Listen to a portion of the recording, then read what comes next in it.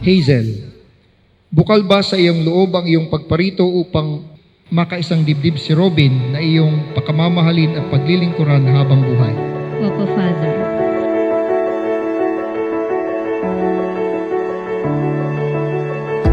This horizon Si Yats, sobrang walang word na makakapag-describe kasi sa kanya. Since 2011 na naging kami, hindi nagbago yung pakikitungo niya sa akin, lalo na sa family ko. Nagkakilala kami ni Hazel sa isang mutual friend. Textmate kami dati. Hindi namin parehong alam na pareho pala kaming sumasayaw. So pareho kaming dancer. So hindi namin alam na nagkakalaban na pala kami sa isang street competition. Parang mas lalo kaming naging interesado sa isa't isa. Kasi pareho namin gusto yung ginagawa namin. This adventure we will live on. Every day is a chance to. And then sa isang mutual friend namin, parang direto ako, ganon.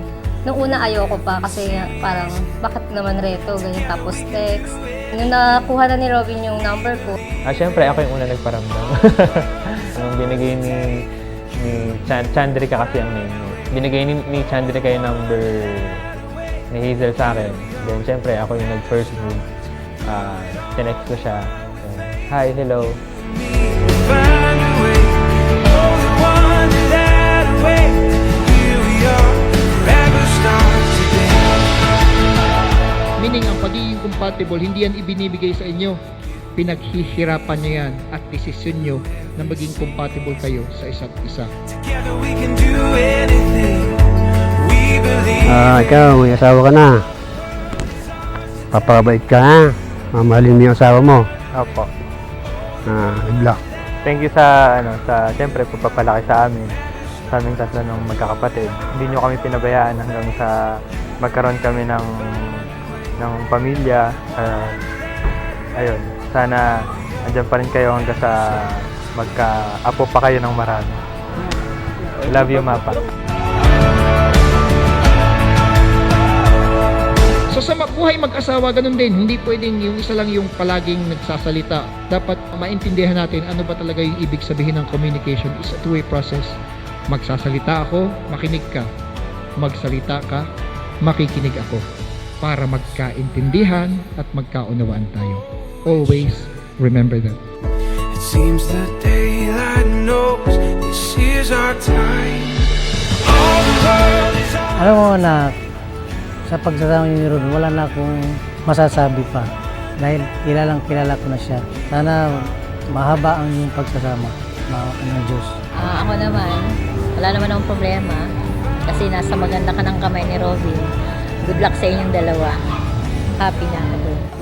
Mama, Papa, thank you so much po sa sa pag-support sa akin. Salamat pa. Salamat, Ma.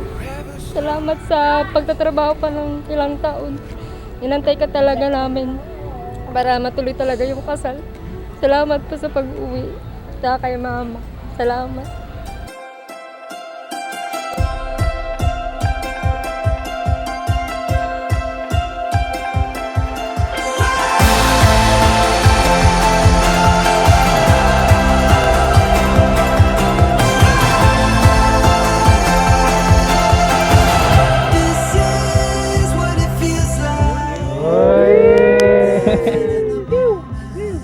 Hi, Yats. Alam ko magugustuhan mo tong gift ko sa'yo. I love you.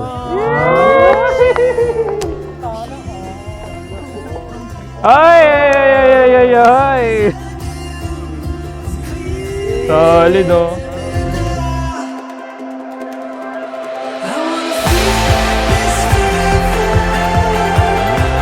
Sa pagitan ni Robin at ni Hazel, yun yung Panginoon. So pag ikinasal kayo, hindi lang kayong dalawa, tatlo kayo na pinagduduktong kasama ninyo si Kristo.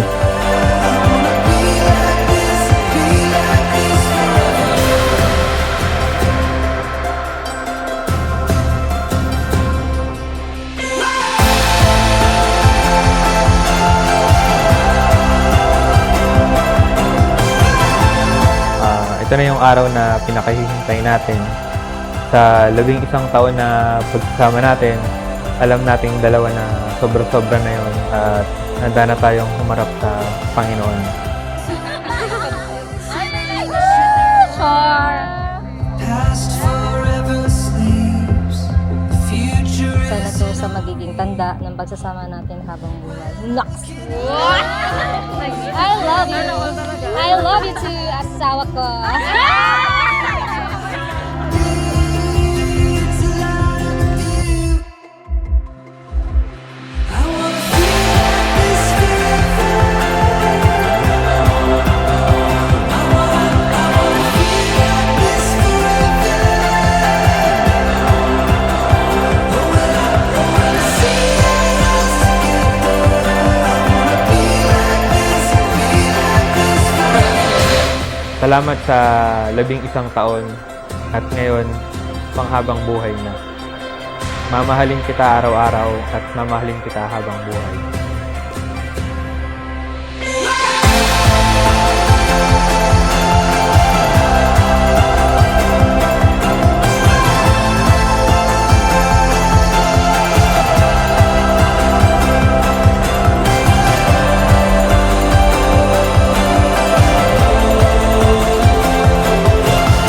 Robin, bukal ba sa iyong loob ang iyong pagparito upang makaisang dibdib si Hazel na iyong pakamamahalin at paglilingkuran habang buhay? Opo, Father.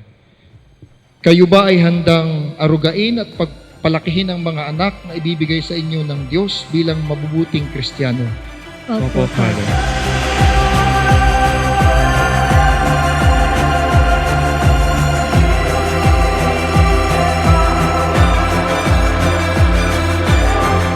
Maraming salamat sa pagmamahal at respeto sa aking pamilya. Salamat, Yats, dahil iningatan mo ako at sinamahan ko pa rin ang ating mga pangarap. Handa ako harapin ang pagsubok kasama ka. Pangako, sa hirap at ginhawa, ako'y mananatiling tapat at ika'y mananatiling sapat. I love you.